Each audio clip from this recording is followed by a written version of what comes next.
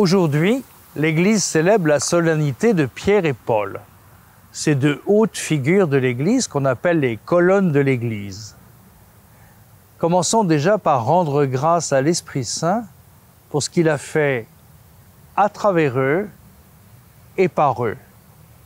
En effet, la nature les avait forgés d'une certaine façon l'un et l'autre, mais la grâce de Dieu a opéré en eux pour les ajuster au plan du Seigneur.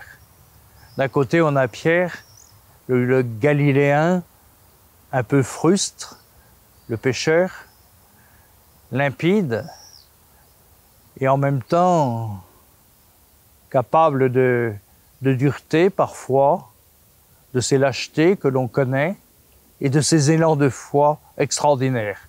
De l'autre, on a Paul, Paul de Tarse. Paul de Tarse, c'est le Judéen, intellectuel raffiné, passionné, subtil, partagé entre les Grecs, les Juifs, et qui sera capable d'élan missionnaire formidable. Les associer dans une seule et même fête, c'est nous rappeler que l'Église n'est pas unijambiste. Elle marche en s'appuyant sur l'un et sur l'autre. Et l'Esprit Saint qui fait l'unité de l'Église nous rappelle que l'Église, elle est à la fois appelée à vivre de la stabilité du successeur de Pierre dans la doctrine et être capable aussi d'audace, d'initiative missionnaire, d'élan prophétique à la suite de Paul.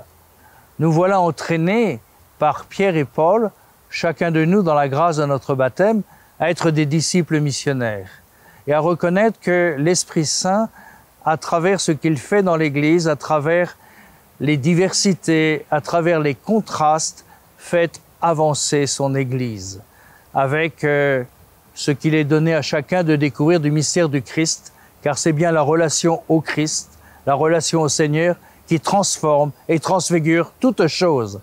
Belle journée à vous, frères et sœurs.